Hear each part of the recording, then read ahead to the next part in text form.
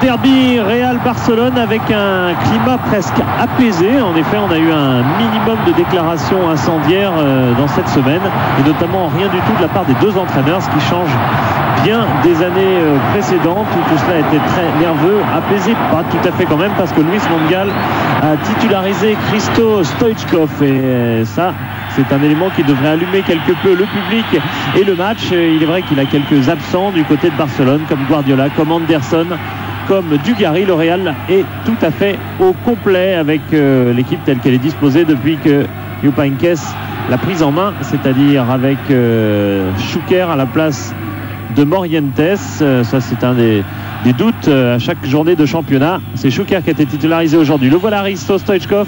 Pas un seul match, pas une seule minute depuis le début de la saison. En tout cas, pas depuis match de tour préliminaire de Ligue des Champions. Arriga, Panucci à l'attaque, côté droit.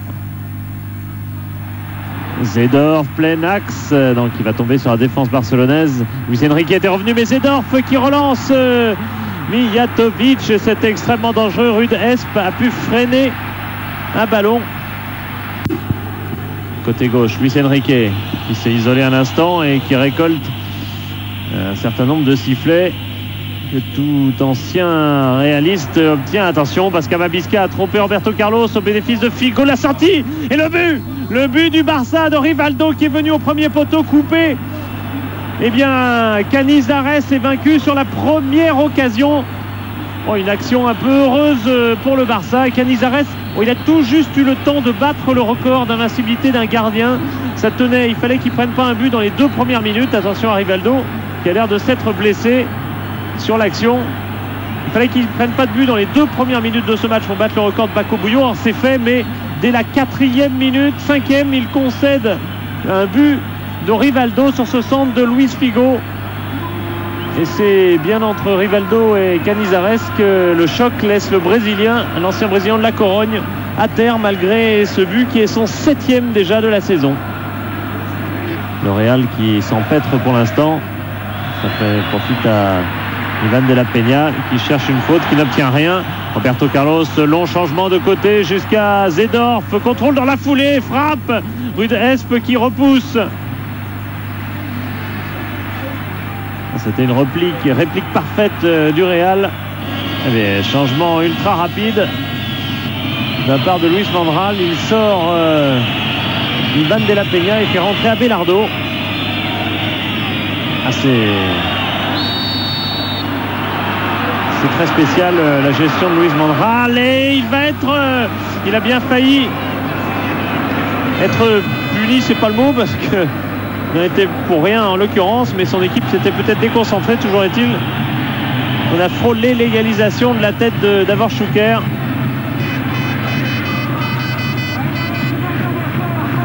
Il va falloir dégager comme on le peut du côté de Luis Enrique. Sergi dans la précipitation. Stoichkov, il se fait chipper un ballon. Heureusement, il est revenu. Bien joué de la part de Sergi qui enchaîne immédiatement. Ça décale Luis Enrique. Descendu par Redondo.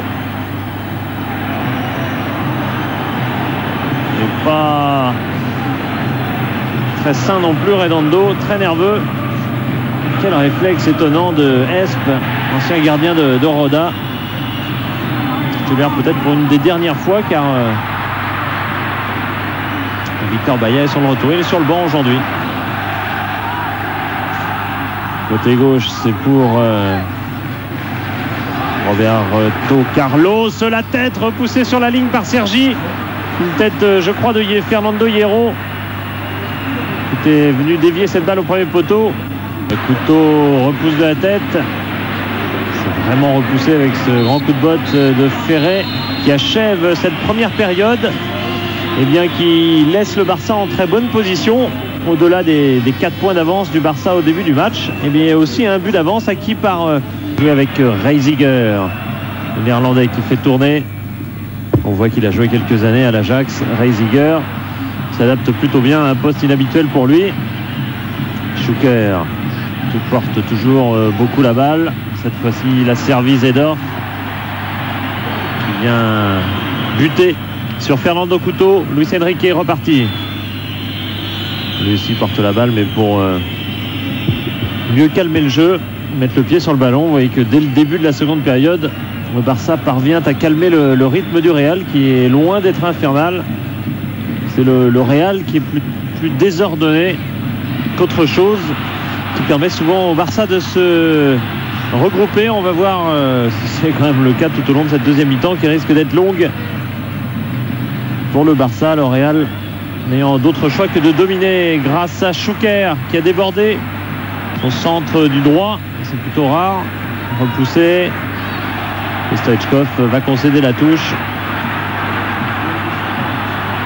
Longue touche vers Chouker qui a réussi à centrer. Abelardo repousse de la tête. Ferré est pris à contre-pied. Ballon un peu dans le dos de Raoul.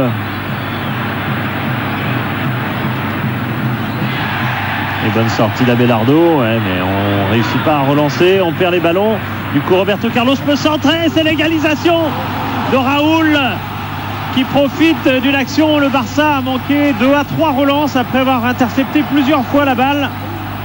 Et à l'arrivée, c'est Raoul avec beaucoup d'opportunisme qui vient marquer. Il avait déjà marqué 3 buts contre le Barça cette année en Supercoupe d'Espagne, marquant d'abord à Barcelone un but de la tête et 2 au retour lors d'une victoire 4-1 du Real qui avait permis au Real de gagner cette Supercoupe d'Espagne. C'est peut-être relancé pour le Real grâce à ce centre un petit peu arraché par Roberto Carlos.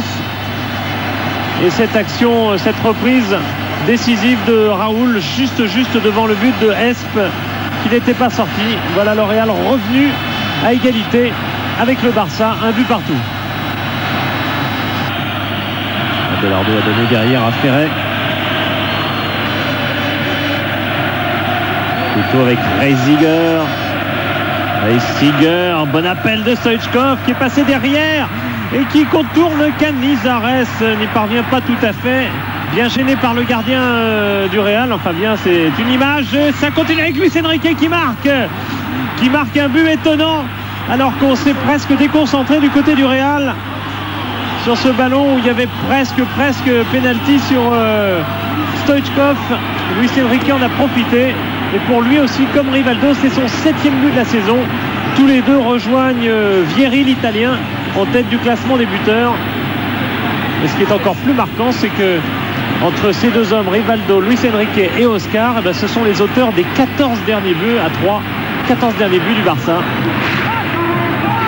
Esp est en train de placer tout son monde et il en veut beaucoup. Il veut beaucoup de joueurs devant lui car c'est un coup franc dans l'axe. Hierro, Roberto Carlos, c'est Hierro. Donc Roberto Carlos avait vraiment l'intention de tirer. Et il y aura corner, et oui. C'est bien Luis Enrique qui a touché en dernier devant Seedorf. Seedorf voilà, qui sollicite immédiatement la balle. Le corner à plusieurs. Roberto Carlos essaie de faire le tour de Rivaldo, mais qui sait bien que c'est le pied gauche que Roberto Carlos allait chercher. Pied gauche également pour Redondo. Beaucoup de gauchers dans cette équipe. Ouais, superbe le crochet de Redondo. Le centre en retrait vers Chouker et qui égalise. Quelle action remarquable alors que tous les Barcelonais étaient regroupés en défense.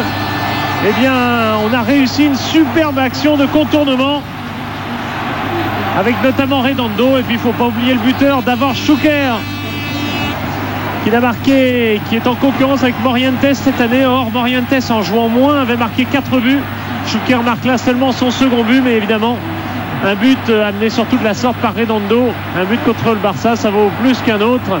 Surtout que sa frappe du gauche, lui aussi, car lui aussi est gaucher. Sa frappe est tout à fait magnifique. Même si Esp était pratiquement sur la trajectoire, il était bien masqué. C'était très difficile pour le gardien de Barcelone. 2 buts partout. Sanchis accélère. Prend la marche arrière, mais pas encore. Il insiste devant Rivaldo.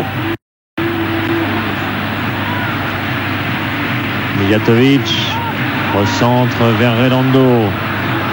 Lui aussi, lui c'est le roi du râteau, mais lui on le connaissait dans ce domaine. Chouker bien défendu de la part de Sergi.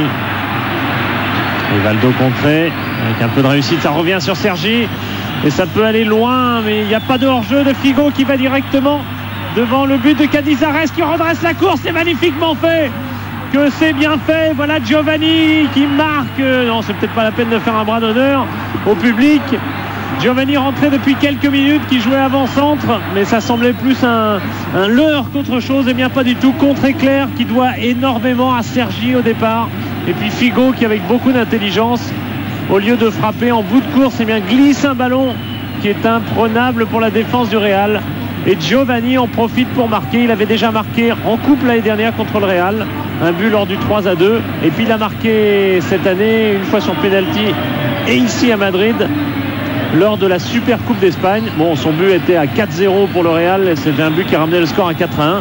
Autant dire que celui-là en a beaucoup plus d'importance. Il permet au Barça de mener 3-2. Seedorf. Jaime est venu soutenir la montée de ses attaquants. Contrôle de Schuker dans la surface, et en se retournant avec une sorte de contre sur un ballon plutôt à toucher un moment. Et le tir de droite, Schuker est passé à côté. Match. Version S, pas très bien dégagé. Et Jaime a pu solliciter Seedorf, mais Sergi, lui, il a des jambes extraordinaires dans cette fin de match, surtout mis en perspective et en parallèle avec les autres joueurs qui sont pour la plupart dans un réel état d'épuisement. Et cet état d'épuisement a empêché le Real de revenir. Le Real est revenu 2 fois au score, mais pas 3 les 10 dernières minutes. Le Real a été épuisé et ne pouvait plus rien faire face au Barça, qui a donc remporté une victoire très importante, parce que gagner à Madrid, ça arrive pas toujours quand même. Si on cite les 10 dernières années, eh bien, il y a eu une seule victoire pour le Barça. C'était en saison 93-94, un titre du reste cette année-là pour le Barça. 7 points d'avance pour le Barça devant le Real. Voilà qui va en tout cas faire une bonne base en championnat pour les Catalans et rassurer largement sur le sort de Louis van Gaal, l'entraîneur néerlandais du Barça.